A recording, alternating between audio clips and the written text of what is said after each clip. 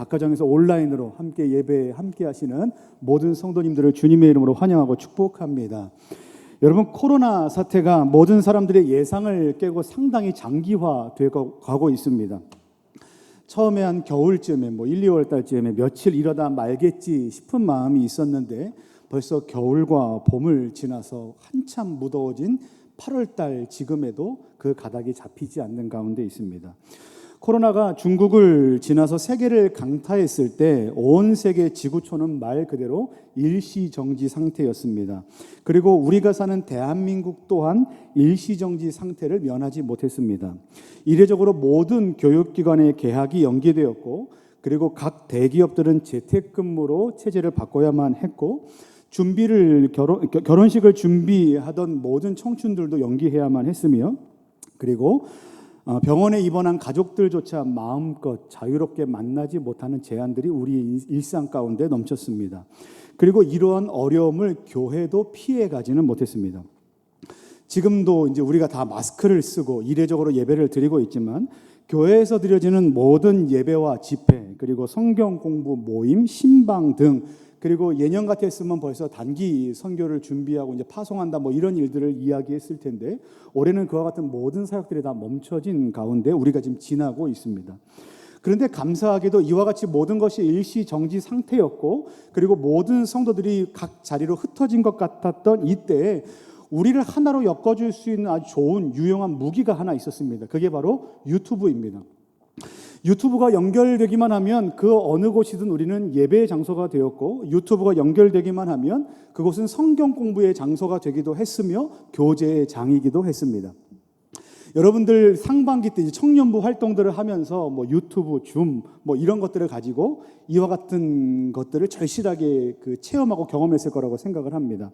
물론 그럴 일은 없습니다. 제가 여기서 말씀드리는 거, 성경이 다시 기록될 일은 없지만 만약에라도 성경이 다시 기록되는 일이 있었다고 한다면 지금 시대에 유튜브가 있었다, 그래서 이것을 통해서 하나님의 말씀이 전달되었다, 교회가 세워졌다, 이와 같은 기록이 아마 있지 않았을까라고 할 만큼 유튜브는 지금 교회 사역에 가장 큰 역할들을 감당하고 있습니다. 저는 이 유튜브를 매우 좋아합니다. 여러분들도 많이 좋아할 거라고 생각을 하는데, 이 유튜브가 시청자와 그리고 방송하는 유튜버 모두를 만족시킬 만한 매력적인 장치가 하나 있는데, 그 시스템이 있는데, 그게 뭐냐면 바로 알고리즘이라는 겁니다. 알고리즘에 의한 큐레이션 서비스가 유튜브가 갖고 있는 가장 매력적인 장치입니다. 보통 여러분들 일반 음악 스트리밍 서비스에서 음악을 들을 때 어떻게 들으시는지 모르겠지만 저는 유튜브가 나오기 이전에 음악을 들으면 이렇게 들었습니다. 내가 좋아하는 어떤 특정한 곡, 그리고 어떤 특정한 아티스트, 어떤 특정한 앨범 이렇게 골라서 그것을 들었습니다. 그러니까 저의 한계는 뭐냐면 아는 것만 듣고 좋아하는 것만 듣는다는 것이 저의 한계입니다. 그런데 유튜브 음악을 사용하게 되면, 유튜브 뮤직, 유튜브 영상들을 보게 되면 이 유튜브에서 발생하는 이 모든 알고리즘이 저의 성향과 저의 취향과 그리고 저의 패턴을 파악하고 제가 좋아할 만한 그 관련된 음악들을 계속해서 재생해주는 일들을 멈추지 않습니다. 그래서 저는 어떻게 되냐면, 그전에는 내가 좋아하는 곡, 내가 듣고 싶은 곡만을 들어서 그 한계를 뛰어넘지 못했는데 어느 순간에는 제가 고른 곡이 아니라 유튜브가 추천해주는 그와 같은 곡들을 듣고, 그리고 저의 취향도 거스르지 않는 그런 음악들을 듣고서 좋다, 세상에 이런 곡들도 있었구나, 이런 영상들도 있었구나 라고 기쁨을 맡게 됩니다. 앞에서 잠깐 말씀드렸지만 유튜브는 음악뿐만 아니라 뷰티, 다이어트, 건강, 상식, 독서, 자기 개발, 지금과 같은 예배, 실시간 예배, 온라인 예배, 설교, 강의, 공부 방법, 입시 전망, 요즘에는 주식도 모든 그 은행들이 다 유튜브로 이제 뛰어들었습니다. 주식, 예금, 부자 되기, 이와 같은 강의들을 비롯한 모든 것들에 대한 주제들이 이와 같은 알고리즘에 대한 요 체계 안에서 돌아가면서 우리에게 계속해서 연속적으로 어떤 좋은 정보들을 주려고 합니다.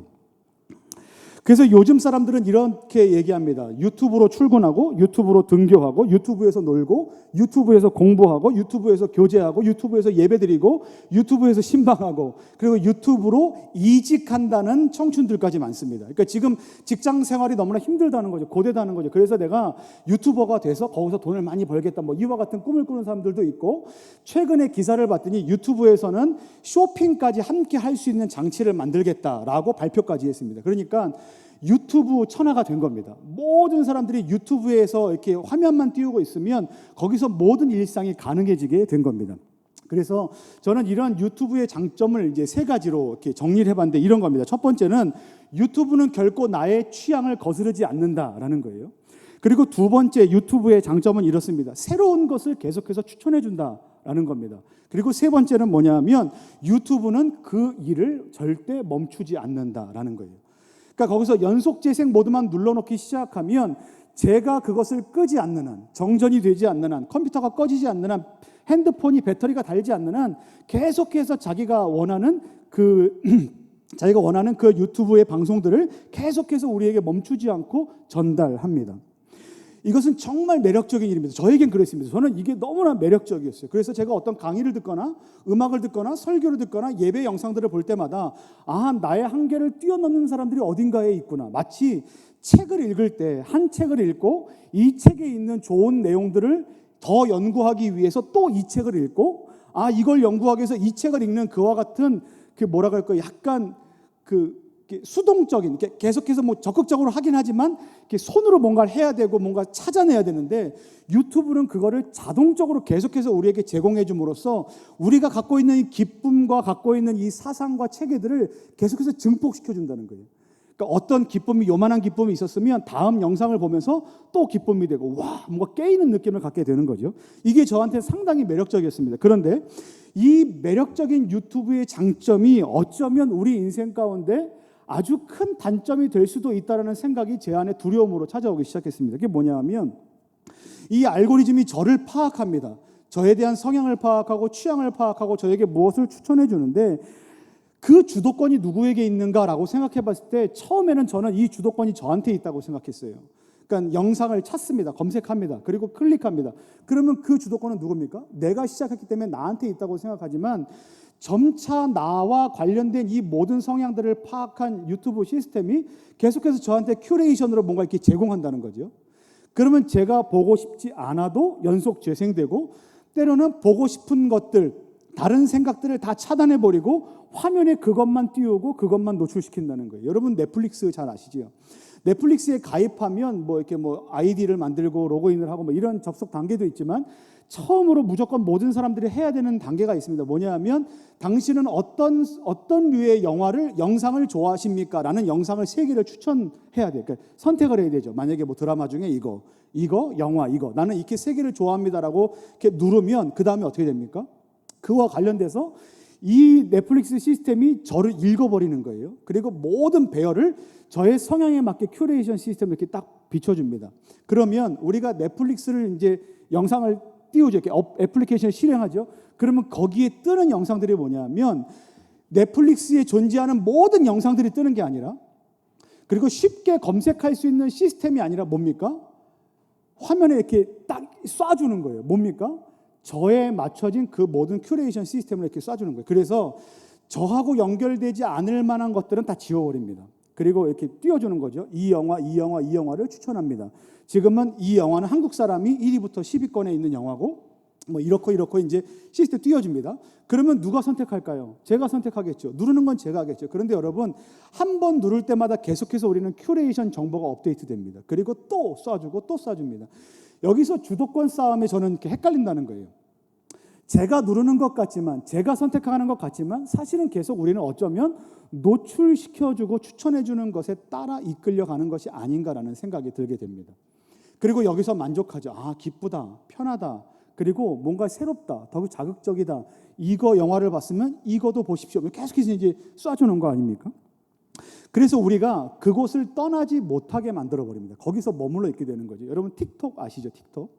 이제 오늘 어제 뉴스 보니까 미국에서 틱톡을 금지시키겠다. 그래서 이제 어떻게 될지 모르겠지만 여러분 틱톡 저도 이제 그 그 조카들이 하길래 옆에서 한번 깔아봤습니다. 틱톡의 모티브가 뭡니까? 가장 짧은 시간에 그 영상들을 이렇게 노출시키는 거 아닙니까? 뭐 15초, 10초, 20초, 나나나 뭐 이렇게 하지 않습니까?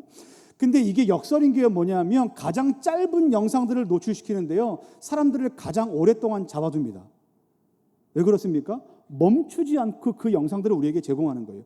한 번 올리고, 두 번 올리고, 세 번 올리고, 네 번 올리고, 한 10번쯤 올리면 끝날까라고 하는데 그 리스트는 끝나지 않습니다. 그래서 거기에 1시간도 머물러 있고요, 2시간도 머물러 있습니다. 누가 그랬을까요? 제가 그랬어요. 여러분, 목사인데 제가 그랬어요. 그래서 제가 이렇게 틱톡을 보고 있으면 이렇게 유독 유행하는 노래들이 있잖아요. 그러면 그 음악만 들으면 저희 집 꼬맹이들 7살, 4살짜리들이 뭘 안다고 이렇게 뛰어와요. 아빠 틱톡 한다. 그러고 옆에 쫙 와요. 그러면 이제 제가 이렇게 넘기잖아요. 그러면 제 집사람은 한심한 듯 저를 쳐다봅니다. 또 애들하고 그 짓 하는구나. 그리고 제가 이렇게 올리죠. 그럼 애들은 신기해요. 근데 제가 이거를 끊고 싶은데 끊지를 못하겠는 거예요. 그래서 어떻게 하는지 아십니까? 제가 선언합니다. 5개만 볼 거야. 5개만. 하나, 둘, 셋. 근데 광고가 나옵니다. 그럼 어떻게 됩니까? 그거는 그 숫자에 치지 않아요. 건너뛰는 거죠. 그리고 넷, 5. 그러면 이제 옆에서 애들이 이제 기대를 합니다. 아빠가 끌 것인가. 자, 끄자. 그러고 하나를 더 넘기고 또 봅니다. 제가 이걸 이렇게 하는 제 패턴들을 보면서 나도 어쩔 수 없는 연약함이 있구나. 여기서 뭔가 머물러 있는 연약함이 있고, 그래서 제가 어떻게 했냐면 이 틱톡을 지웠어요. SNS에 머물러 있는 그것 때문에 제가 페이스북을 지웠습니다. 인스타그램을 지웠습니다. 물론 할 수 있는 방법들은 여러 가지지만 제 손에서 좀 멀리하고 싶은 마음이 들었어요. 여러분, 이게 뭔지 아십니까? 우리에게 매력을 계속해서 제공하는 겁니다. 그리고 우리의 시선을 거기서 떼지 못하게 만듭니다. 그리고 현실 세계로 우리를 나가지 못하게 만드는 거죠. 백화점에 들어가면 어떻습니까? 햇빛을 차단해버리죠. 시간을 보지 못하게 만들죠. 그리고 바깥으로 나가지 못하게 만듭니다. 요즘에 뭐 건축 기법들이 바뀌긴 했지만 그게 기본적인 그 문화가 주는 그 가치, 그 시스템입니다. 저는 이 말씀을 드리면서 유튜브가 좋다, 넷플릭스가 좋다, 나쁘다, 영상들은 봐야 된다, 틱톡은 뭐 봐야 된다, 아니다, 뭐 지워라, 어플리케이션 하지 마라, 뭐 이런 말씀을 드리는 게 아닙니다. 어떤 말씀을 드리고 싶은가 하면 이 유튜브나 넷플릭스, 뭐 그와 같은 뭐 틱톡 아니면 뭐 SNS, 여러분이 갖고 있는 이와 같은 가상 공간에 있는 모든 시스템의 매력들 뭡니까? 뭔가 하나를 누르면 그 다음에 연속해서 재생되는 그리고 그것이 나의 만족과 나의 기쁨을 거스리지 않고 계속 그것들을 공고화하고 계속 증폭시키고 거기에 머물러 있을 수밖에 없는 이와 같은 시스템이 어디에 있는가?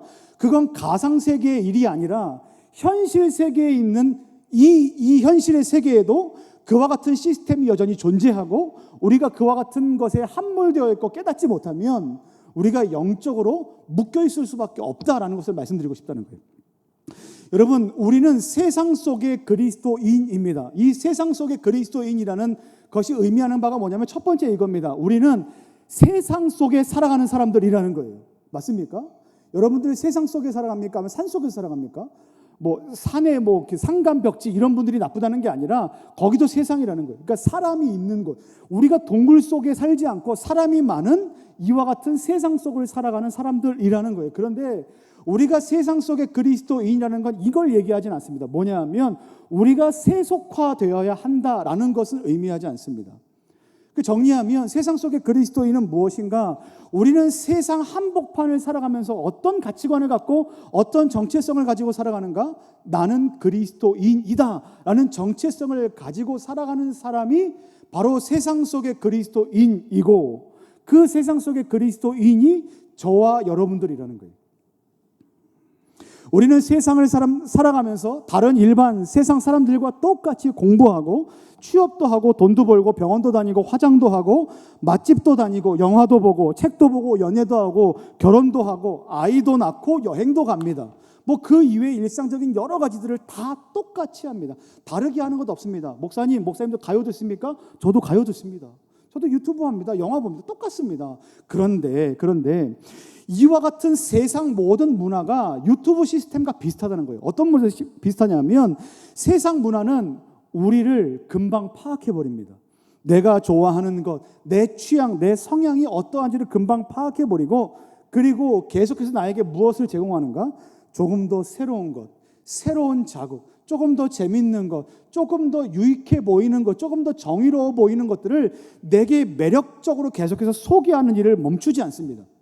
여러분, 그래서 발달된 게 있습니다. 뭔지 아십니까? 문화와 문명입니다. 그러면 이와 같은 문화가, 이와 같은 문명이 발달하는 것이 나쁜가? 그렇지 않습니다. 좋습니다. 그래야 우리가 살아가는 일상들이 이루어지고 유용해집니다. 근데 문제는 뭐냐 하면 이와 같은 새롭게 주어지는 자극, 멈추지 않는 자극, 적극적으로 주어지는 증폭되는 이와 같은 자극에 취해서 우리가 세상 속에 있는 사람들은 맞지만 무엇에 대해서 잊고 살아가게 만드는가? 그리스도인이라는 것은 잊고 살게 만든다는 것이 문제라는 거예요. 그러니까 세상 사람들과 똑같이 살아가지만 그리스도인은 아닌 것처럼 살아갑니다. 왜 그렇습니까? 우리가 추구하던 그 모든 것들이 우리의 마음 안에 기쁨으로 작용하고 그것이 내 안에 내면적으로 계속해서 깊이 쌓이고 이렇게 패턴을 만들고 그것이 증폭되어서 내게 어떤 상황을 초래하냐면 종교화되는 겁니다. 종교화되어서 하나님 아닌 이것만으로도, 예수 그리스도 아닌 이것만으로도 내가 만족해하고 기쁠 수 있구나라고 생각하도록, 오해하도록 만든다는 거예요. 여러분, 이것이 바로 사탄의 전략입니다. 여러분, C.S. 루이스 교수님이 쓴 책 중에 스크루테이프의 편지라는 책이 있습니다. 여러분들 추천합니다. 한번 보십시오. 스크루테이프의 편지라는 이 책에서 보면 이렇습니다. 결코 사단은 우리의 삶과 관련 없는 것들로 우리를 유혹하지 않습니다. 그리고 결코 사탄은 우리가 보기에 흉측하거나 끔찍하거나 혐오스러운 것들로 우리를 유혹하지 않습니다. 사탄은 사람들이 좋아할 만한 것이 무엇인지 압니다. 사람들에게 매력을 끌 만한 것들이 무엇인지 압니다. 이게 악마, 사탄 무섭죠? 그래서 뭘 만들어냅니까? 귀여운 악마 그림을 만들어내는 겁니다.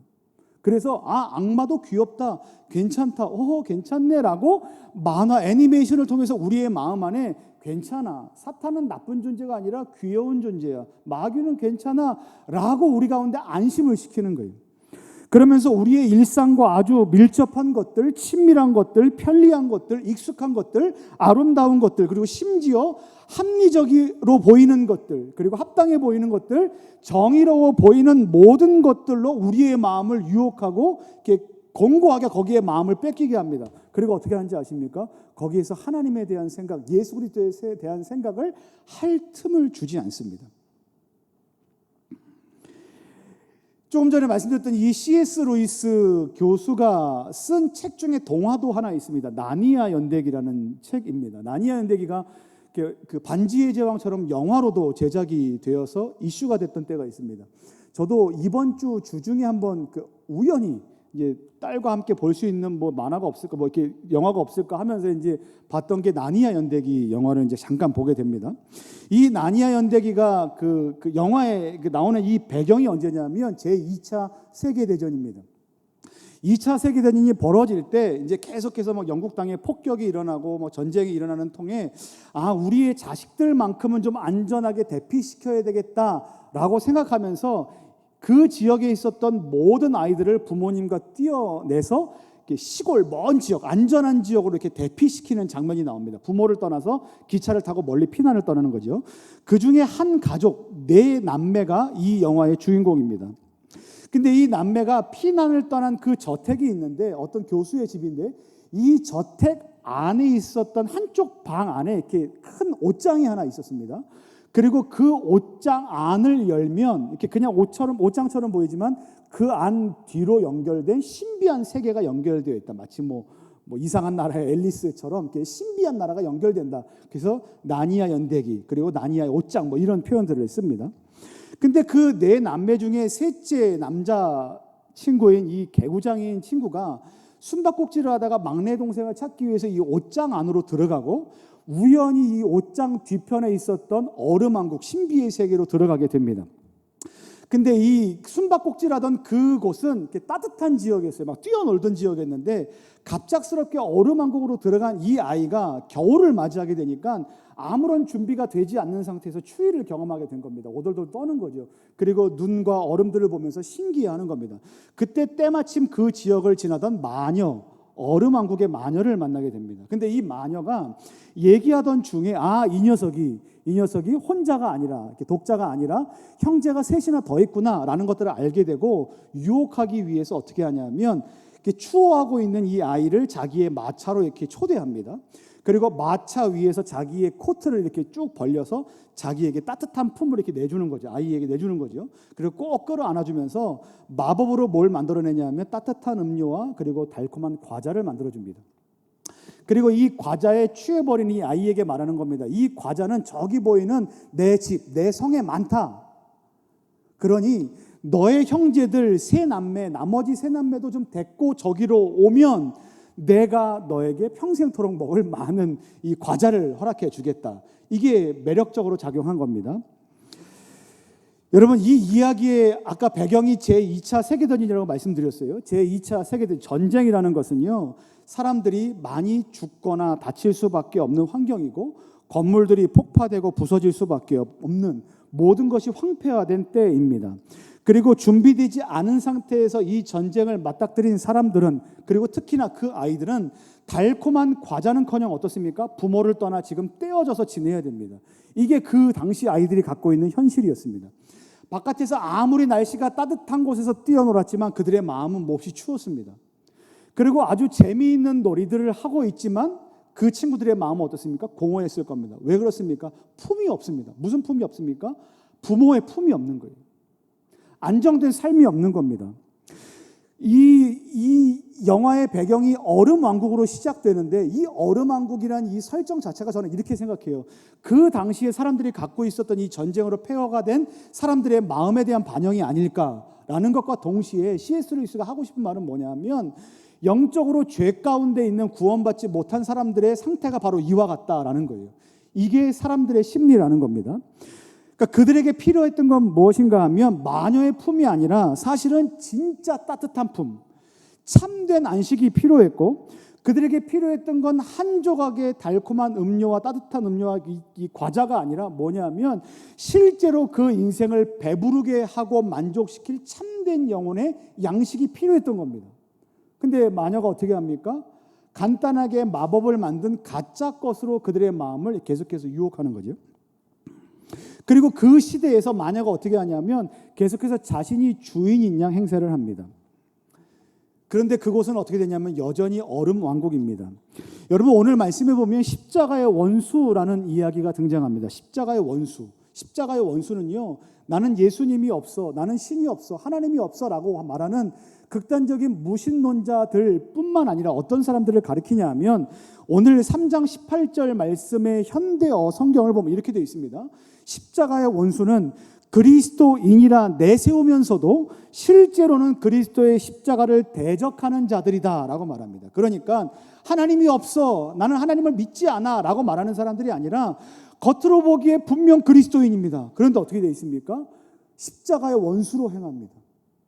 이게 무슨 말이냐면 표리부동한 거죠. 겉과 속이 다른 거죠. 성도인 것 같으나, 겉으로는 그리스도인 것 같으나, 하나님을 믿는 것 같으나 마음은 어디에 있습니까? 세상 가운데 있는 겁니다. 세상을 적극적으로 따르고 사랑하고 추종합니다. 그래서 요한일서 2장 15절 말씀에 하나님께서 이 세상이나 세상에 있는 것들을 어떻게 하지 말라? 사랑하지 말라라고 하나님께서 말씀하시는 거예요. 여러분, 세상은요 뭐냐 하면 교회 밖이 세상이다, 이렇지 않습니다. 교회는 거룩한 곳, 교회 밖은 세상, 그러니까 세상을 따르지 말라 이렇게 말씀하는 것이 아니고요.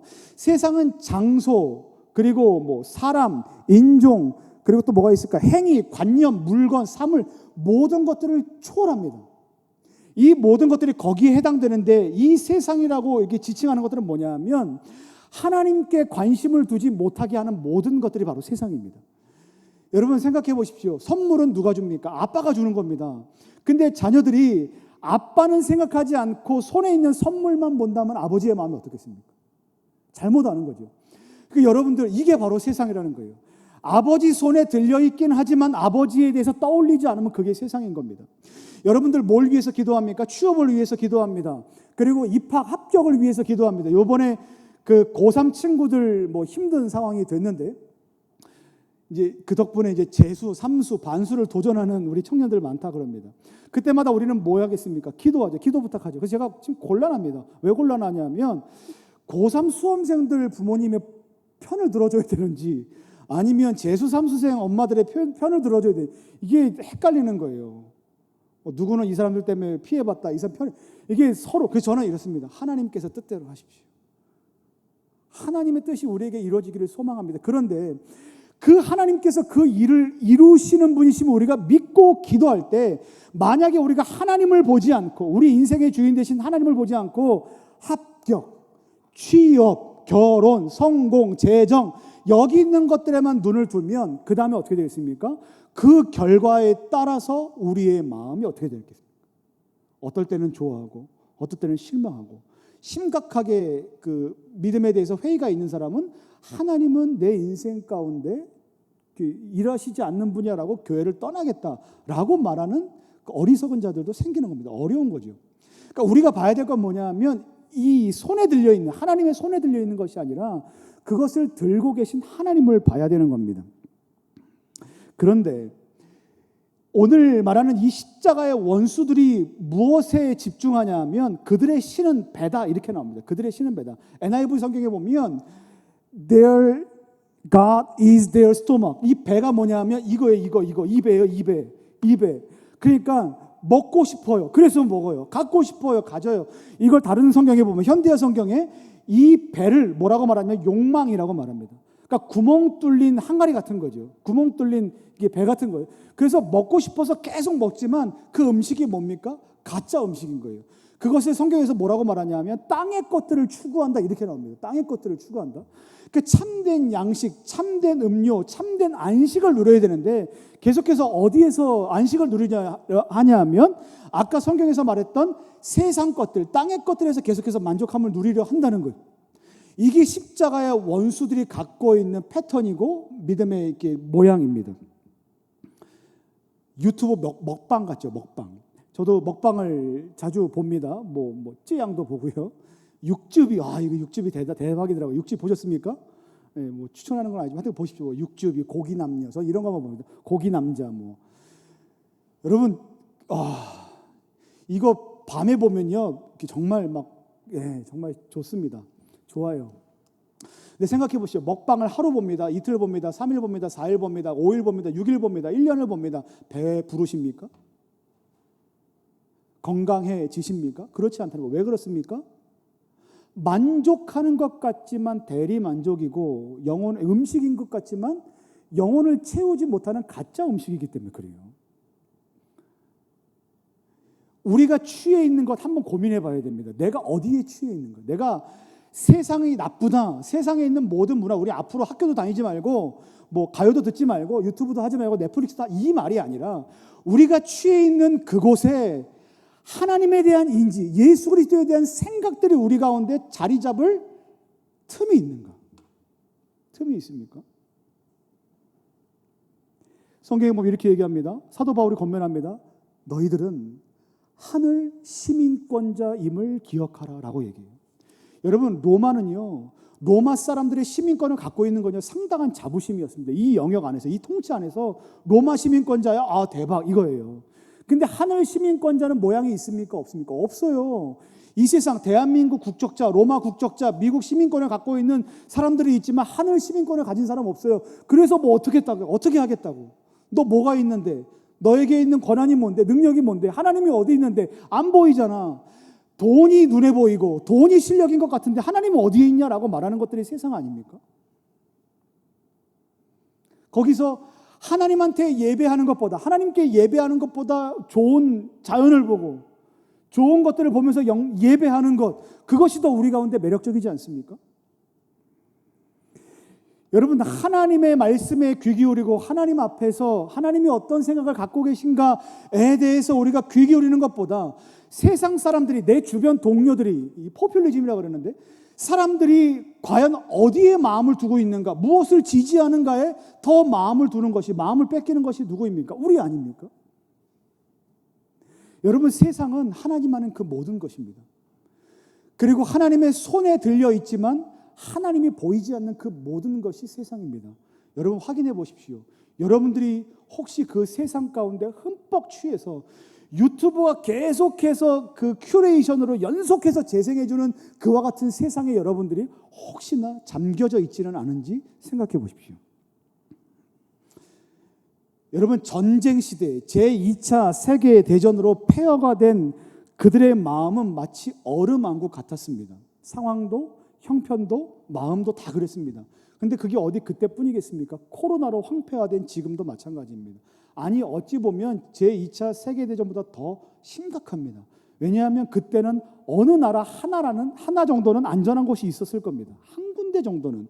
그곳으로 도망갈 수 없겠지만 도망갈 수만 있다면 안전할 수 있었습니다. 근데 지금은 어떻습니까? 온 세계가 똑같이 코로나의 위협 가운데 있습니다. 그뿐입니까? 취업의 문도 닫혔습니다. 넣을 데가 없는 거예요. 뽑지도 않는다는 거예요. 입시 보십시오. 저는 올해 수능 기도회를 준비해야 되고 40일 특세를 준비해야 되지만 어떻게 기도해야 될지 알지 못하겠습니다. 방향도 없습니다. 맥락도 없습니다. 어떻게 할지 아직 가닥도 잡히지 않았습니다. 8월인데 아직 어떻게 할지 모른답니다. 여러분 이게 우리가 갖고 있는 현실입니다. 그때 우리에게 필요한 건 뭔지 아십니까?